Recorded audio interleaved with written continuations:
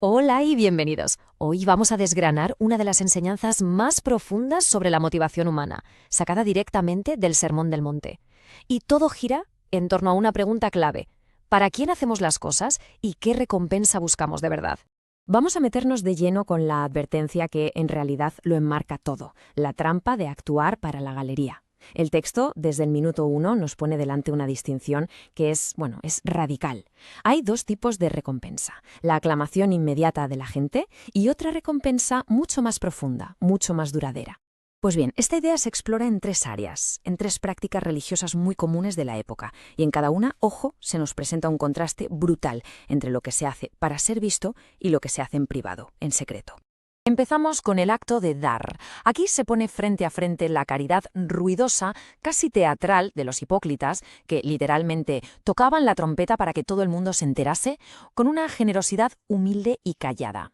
La idea es clarísima: el aplauso, la recompensa pública, la tienes al momento, pero ahí se acaba. En cambio, lo que se hace en secreto, eso promete una recompensa de otra categoría. Y vemos que este mismo principio se aplica a la oración. Se critica esa idea de rezar como si fuera una obra de teatro, ¿no? Un monólogo en medio de la plaza, y se contrapone con la comunión privada. Y eso de las vanas repeticiones, el texto sugiere que no tiene mucho sentido, porque se supone que la deidad ya sabe lo que se necesita. Así que la oración en secreto es más un acto de confianza, no una actuación para la galería. Y como alternativa a ese bla bla bla vacío, el texto nos da un modelo de oración que es, súper denso. Y ojo, no es una fórmula mágica, es más bien una guía, una especie de mapa para reorientar el foco. Primero, la reverencia, después la sumisión a un plan mayor, la petición de lo básico para vivir, la importancia central del perdón mutuo y al final la petición de protección. El último ejemplo, el ayuno, sigue exactamente el mismo patrón. Y aquí la clave, una vez más, es que lo de dentro importa mucho más que lo de fuera.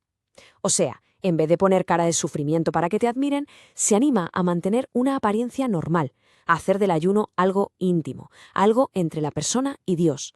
Vale, hasta ahora hemos hablado de acciones, pero la cosa va a más. Ya no se trata solo de lo que se hace, sino de dónde ponemos el foco, a qué le damos valor de verdad.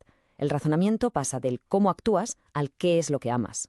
Y esto nos lleva de cabeza a una pregunta muy directa, una que nos obliga a pararnos y pensar: ¿dónde está nuestro tesoro? O sea, ¿qué es eso que consideramos valiosísimo?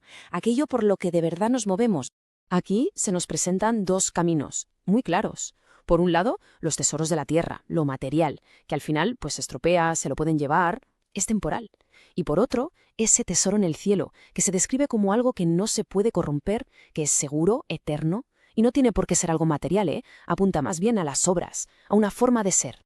Y aquí viene la frase que lo resume todo, de una forma brillante, porque lo que atesoramos no solo dice cómo es nuestro corazón, sino que lo arrastra, lo dirige.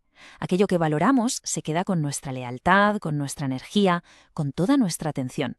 Es una declaración súper potente sobre cómo funciona el deseo humano. Esto nos lleva a una conclusión radical sobre la lealtad. El texto llega a personificar la riqueza, la llama mamón y la presenta como un señor, un amo, que compite directamente por nuestro servicio. Y la afirmación es radical. Es imposible ser leal a los dos a la vez. Al final, uno de los dos va a dominar la vida. Así que hay que elegir. Hay que elegir quién o qué se sienta en el trono. Entonces, si reorientamos las acciones y el corazón, ¿qué pasa con la mente? Pues ahora la enseñanza se mete de lleno en un problema universal: la preocupación, la ansiedad por las cosas básicas de la vida. Y para luchar contra esa ansiedad, el texto nos dice: parad un momento y mirad la naturaleza. Fijaos en los pájaros, en las flores. Ellos no se pasan el día preocupados y, sin embargo, ahí están, cuidados. El argumento es muy simple, pero muy potente. Si la creación, que en teoría vale menos, está tan bien cuidada, ¿cuánto más el ser humano? Y entonces llega la que, según el texto, es la solución definitiva, el secreto para destruir la ansiedad. Y no se trata de hacer como que no existen las necesidades, no. Se trata de reordenar las prioridades, de poner en primer lugar un propósito más grande, el reino de Dios y su justicia. Y la promesa es que al hacer eso, todo lo demás, todas esas cosas materiales, vendrán por añadidura. Así que, al final, volvemos al principio, a la motivación. Todo este recorrido nos deja con un último desafío, el de mirar hacia adentro con total honestidad. La pregunta no es si buscamos una recompensa, porque, seamos sinceros, todo el mundo lo hace. La verdadera pregunta es: ¿qué recompensa? ¿Buscamos el aplauso fugaz de los demás? ¿O ese otro tesoro, el eterno, el que de verdad es capaz de reorientar el corazón y calmar la mente.